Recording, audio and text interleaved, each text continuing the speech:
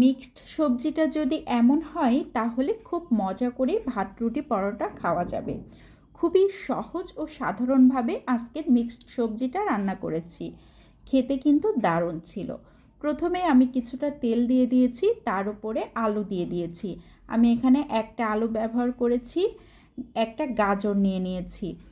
একটু নাড়াচাড়া করে নিচ্ছি তেলের উপরে, তারপর দিয়ে দিচ্ছি ফুলকপি। আমি এখানে 1 কাপ ফুলকপি নিয়ে নিয়েছি, ব্রোকলি নিয়ে নিয়েছি 1 কাপ, সিম নিয়ে নিয়েছি 1 কাপ। এখানে আমি বরবটি নিয়েছি আধা কাপ। সব সবজিগুলো দিয়ে একটু ভালো করে নাড়াচাড়া করে নিচ্ছি। যে সবজিগুলো একটু শক্ত সেই সবজিগুলো আগে এইভাবে দিতে হবে। এখন দিয়ে দিচ্ছি পটল একটা, বেগুন দিয়ে দিচ্ছি একটার অর্ধেকটা, মটরশুঁটি দিয়ে দিচ্ছি আধা কাপের মতো, পেঁয়াজ কলি দিয়ে দিচ্ছি আধা কাপ। সব কিছু দিয়ে আবারও খুব ভালো করে এভাবে নাড়াচাড়া করে নিচ্ছি। তেলের উপর সবজিটা যখন ভাজা হয় তখন কিন্তু সবজি থেকে বেশ কিছুটা পানি বের হয়। এখন দিয়ে দিচ্ছি লবণ আধা চা চামচ, হলুদ গুঁড়ো দিয়ে দিচ্ছি আধা চা চামচ। আবারও খুব ভালো করে নাড়াচাড়া করে নিচ্ছি। যে পানিটা বের হবে সবজি থেকে সেই পানিটা আমি শুকিয়ে নিব। এই জন্য অনবরত এইভাবে নাড়াচাড়া করে খুব ভালো করে ভেজে নিতে হবে। এখন দিয়ে দিব কাঁচামরিচ ফালি। মরিচটা অবশ্যই পছন্দ অনুযায়ী দিতে হবে। মরিচটা যে যেমন পছন্দ করেন সেভাবে দিলেই সব থেকে ভালো হবে। আমি আমার পছন্দ মতোই মরিচটা ব্যবহার করেছি। এখন খুব ভালো করে আবারও ভাজা ভাজা করে নিচ্ছি। সবজির নিচের পানিটা কিন্তু একদম শুকিয়ে গিয়েছে। এ পর্যায়ে আমি সবজিগুলোকে উঠিয়ে নিচ্ছি। সব সবজিগুলোকে উঠিয়ে নিতে হবে। তো এই সবজিটা কিন্তু ভাত রুটি পরোটার সাথে খেতে দারুণ মজার হয়। এভাবে রান্না করলে সময়ও অনেক কম লাগে, আবার খেতেও দারুণ। সব সবজিগুলো উঠিয়ে নেওয়া হয়ে গিয়েছে। এখন আমি এখানে আরও একটু তেল দিয়ে দিচ্ছি। সয়াবিন তেলের বদলে সরিষার তেলটাও ব্যবহার করা যাবে। এখানে গোটা জিরা দিয়ে দিচ্ছি আধা চা চামচ, কালো জিরা দিয়ে দিচ্ছি 1/4 চা চামচ, 3টা শুকনো মরিচ ছোট ছোট টুকরা করে কেটে দিয়ে দিচ্ছি। এগুলো তেলের উপর বেশ কিছুক্ষণ ভেজে নিতে হবে।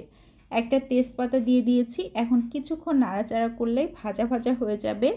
সেই পর্যায়ে আমি এখানে রসুন কুচি দিয়ে দিচ্ছি। এখন দিয়ে দিচ্ছি পেঁয়াজ কুচি। এখন সব কিছু খুব ভালো করে ভাজা ভাজা করে নিতে হবে। যতক্ষণ না পর্যন্ত পেঁয়াজ রসুনটা একটু লালচে হয়ে যায় ততক্ষণ ভেজে নেব। তো ভাজা হয়ে গিয়েছে। এ পর্যায়ে আমি যে সবজিগুলোকে ভেজে রেখেছিলাম সেই সবজিগুলোকে দিয়ে দিচ্ছি। এই সবজিতে সবজিগুলো কিন্তু গলে যাবে না, একটা ভাজি ভাজি ভাব হবে, খেতে দারুণ লাগবে। তো কিছুক্ষণ এভাবে নাড়াচাড়া করে নিচ্ছি।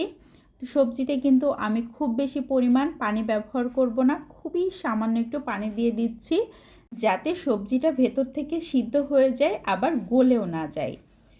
তো সবজিটা নাড়াচাড়া করে এভাবে কিছুক্ষণ রেখে দিতে হবে। তো আমি সবজিতে আগেই লবণ ব্যবহার করেছিলাম, তো আমি টেস্ট করে দেখেছি সামান্য একটু লবণ লাগবে, তো আমি আরও একটু লবণ দিয়ে দিলাম। দিয়ে আবারও নাড়াচাড়া করে নিচ্ছি। আমি অল্প একটু পানি ব্যবহার করেছি, সেই পানিটাই রয়েছে, কারণ আমি যখন ভেজে নিয়েছিলাম তখন কিন্তু বেশ কিছুটা পানি বের হয়েছিল, সেই পানিটা আমি আগেই শুকিয়ে নিয়েছি। সবজি খুব ভালো মতো সিদ্ধ হয়ে গিয়েছে। এ পর্যায়ে আধা চা চামচ চিনি অ্যাড করেছি আর আধা চা চামচ ঘি অ্যাড করে দিয়েছি।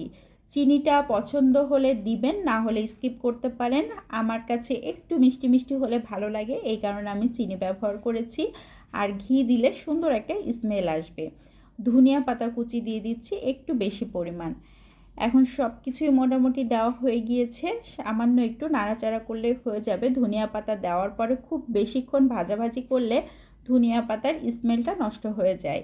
এজন্য কিছুক্ষণ এভাবে নাড়াচাড়া করে ভাজি করে নিলেই সবজিটা একদম রেডি হয়ে যাবে। এই সবজিতে কিন্তু কোনো ধরনের পানি থাকবে না, পানিটা একদম শুকিয়ে যাবে, তেল বের হয়ে আসবে, তখন বুঝতে হবে সবজিটা একদম কমপ্লিট হয়ে গিয়েছে। সবজি খাওয়ার জন্য একদম রেডি। তো আমার আজকের এই রেসিপিটা কেমন লাগলো সবাই লাইক ও কমেন্টের মাধ্যমে অবশ্যই জানাবেন। বিদায় নিয়ে নিচ্ছি। আসসালামু আলাইকুম।